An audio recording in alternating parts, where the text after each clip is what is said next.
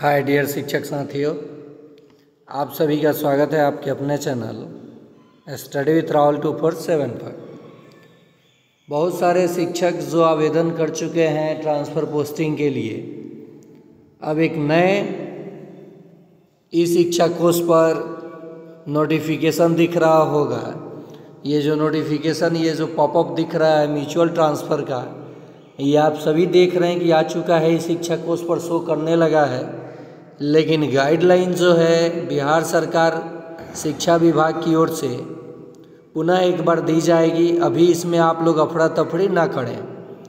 देखिए, mutual transfer ये optional के रूप में दिया गया है कि किसी केस में अगर कोई शिक्षक तबादले प्रक्रिया से वंचित रह जाता है, अगर उसके साथी उसी के कैडर के कैटेगरी के कोई दूसरे ज़िला से उनके ज़िला में और उसी ब्लॉक में, और फिर आप वहाँ जाना चाहते हैं, तो आप दोनों एक दूसरे से संपर्क कर एक ग्रुप बना करके आप म्यूचुअल ट्रांसफ़र ले सकते हैं। लेकिन स्पष्ट गाइडलाइन जो है अभी तक जारी नहीं है कि ये किसके लिए है, क्योंकि बहुत सारे शिक्षकों का ये प्रश्न मेरे पास आया कि सर मेरा ज़िला आवंटन हो गया है, मुझे उम्मीद है विद्यालय मिलने की, क्योंकि 1 to 5 के बहुत सारे शिक्षक जो अब प्रधान शिक्षक बनेंगे उनका तो सीट हर ज़िले में रिक्त हो जाएगा, तो वहाँ तो तबादला हो जाना चाहिए।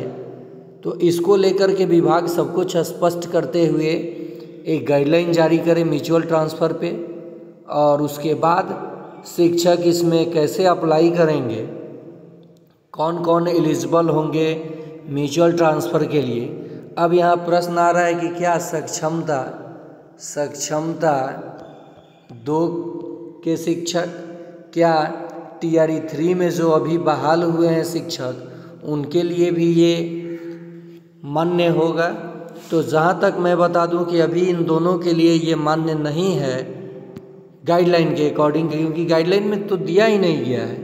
गाइडलाइन स्पष्ट पहले गाइडलाइन आया था SCSS सिद्धार्थ जी के द्वारा कि शिक्षक चाहे तो स्वतः विद्यालय का चयन करके अपने कैटेगरी के शिक्षकों के साथ म्यूचुअल ट्रांसफ़र ले सकते हैं, उसमें किसी भी आला अधिकारी का हस्तक्षेप नहीं होगा। लेकिन स्पष्ट गाइडलाइन देखने के अभाव में ये चीज़ें अभी तक स्पष्ट नहीं हो पाया है कि आखिर ये म्यूचुअल ट्रांसफ़र किसके लिए है। क्या जो लोग ट्रांसफ़र के लिए आवेदन कर चुके हैं, चाहे वो सेम ज़िला के हों या अंतर ज़िला के हों, जिनका ट्रांसफ़र हो गया है उनका तो बल्ले बल्ले, उनको तो म्यूचुअल से कोई मतलब नहीं है और ना ही अभी ट्रांसफ़र प्रक्रिया से कोई मतलब है। लेकिन जिन शिक्षक साथियों का अभी नहीं हो पाया है, दूर दराज उस कोने में प्रत्येक दिन इस आस लगाए बैठे हैं विभाग के तरफ कि कहीं कुछ खुशखबरी हमें मिले और हम भी अपने ज़िला में नज़दीकी विद्यालय में जाएं, अपने गृह ज़िला में जाएं, चाहे जहाँ भी विद्यालय मिले, जा कर के हम अपने परिवार के साथ रहें, परिवार के विकट से विकट अच्छे से अच्छे परिस्थिति में साथ दें। इसी उम्मीद में शिक्षक आवेदन भी किए थे। पहले कहा गया 1,30,000 होगा, 80,000 ही मात्र किया गया है। और अंतर जिला के शिक्षकों का, चाहे वो मेल हो या फीमेल, बहुत संख्या में फीमेल भी ट्रांसफ़र से वंचित रह गई हैं और मेल का तो किया ही नहीं गया है। सबसे ज़्यादा ये परेशान हैं। तो इनके लिए अब जब ये आवेदन पहले ही कर चुके हैं ट्रांसफ़र के लिए, और विभाग की ओर से कहा जा रहा है कि अंतर जिला तबादले पर कार्य किया जा रहा है, तो फिर ये म्यूचुअल ट्रांसफ़र के लिए ये लोग आवेदन कैसे करेंगे। अगर कर भी रहे हैं, इनको अगर कोई म्यूचुअल मिल भी जा रहे हैं, तो पहले आवेदन का इनका क्या होगा, क्या वह स्वतः रद्द हो जाएगा। ये थोड़ी सी परेशानी आपकी बढ़ सकती है। तो मैं यही आप लोगों को आगाह करूँगा कि अगर आप आवेदन किए हैं ट्रांसफ़र पोस्टिंग के लिए, और ख़ासकर फीमेल टीचर जिनका ज़िला आवंटन हो गया है, ज़िला आवंटन हो गया, आज नहीं तो कल आपको विद्यालय मिलना ही मिलना है। आप निश्चिंत रहें और आपको अभी इस म्यूचुअल के फेर में नहीं पड़ना है। मैं उन शिक्षकों की बात कर रहा हूँ जिनको ज़िला आवंटन हो चुका है। अब रहा बात कि वैसे शिक्षक जिनका ना तो ज़िला आवंटन हुआ है और ना ही ग्रीवांस पोर्टल पे उनके शिकायत दर्ज हुआ है, उसका निवारण हुआ है, वैसे शिक्षक क्या करें? तो वैसे शिक्षक भी अभी अप्लाई नहीं करें, क्योंकि मान लीजिए आप यहाँ म्यूचुअल के लिए अप्लाई कर दिए और अगला साथी आना चाहता है, आप जाना चाहते हैं और पुनः वो जो आपने आवेदन किया है उस पर विभाग आपको कहीं और ट्रांसफ़र कर दे, तो मामला फंस सकता है।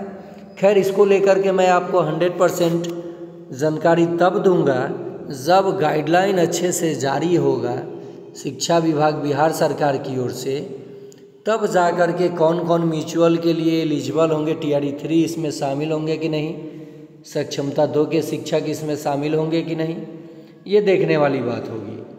अब रहा कि पटना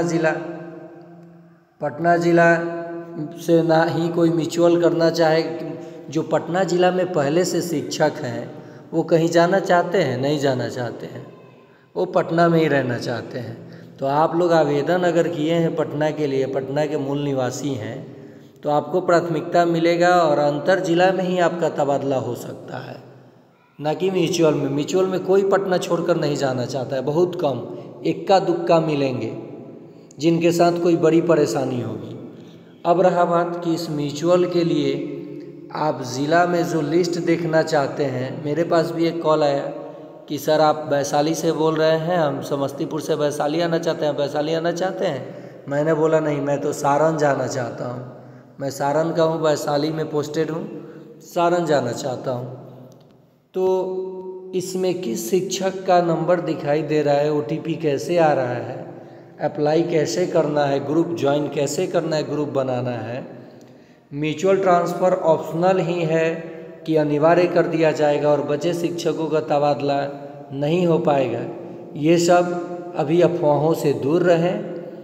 आप निश्चिंत, तो खैर निश्चिंत कहने के लिए निश्चिंत हम लोग हैं कहाँ पे, इतना ना ज़्यादा समय लग रहा है कि आगामी इलेक्शन को देख कर के डर लग रहा है कि कहीं हम लोगों का तबादला इलेक्शन के हत्थे ना चढ़ जाए। जो चुनाव है उसके हत्थे चढ़ गया, रुक गया, तो फिर बाद में क्या होगा क्या नहीं, ये तो हम लोग समझ ही सकते हैं। तो अभी हड़बड़ा करके अफरा तफरी में म्यूचुअल के लिए आपको बिल्कुल ग्रुप बनाने की ज़रूरत नहीं है। स्पष्ट गाइडलाइन जब जारी किया जाएगा विभाग की ओर से, तब आप लोग अपना म्यूचुअल ढूंढें, ऑप्शनल के रूप में है, ये अनिवार्य नहीं है। और अंतर जिला तबादले किए जाएंगे, ये पूरे उम्मीद है, विश्वास है, विभाग पे विश्वास किया जा सकता है। SCSS सिद्धार्थ जी ने भी कहा है, पैनिक होने की ज़रूरत नहीं है। मैं हमेशा मीडिया को चौंकाने का काम करता हूँ, चलिए ठीक है, मीडिया को चौंका करके ही आप अंतर जिला तबादला कर दीजिए, बहुत सारे शिक्षक आपको दुआ देंगे और आप दुआ के पात्र हैं भी कि बहुत अरसे बाद शिक्षकों का तबादला बिहार में हो रहा है। चलिए आज के लिए इतना ही। अप टू डेट अच्छी लगी हो तो चैनल को सब्सक्राइब कीजिए, लाइक कीजिए। जैसे ही गाइडलाइन आता है मैं आप सभी तक पहुंचा दूंगा, उसके लिए आप बेल आइकन प्रेस कर लीजिए। धन्यवाद।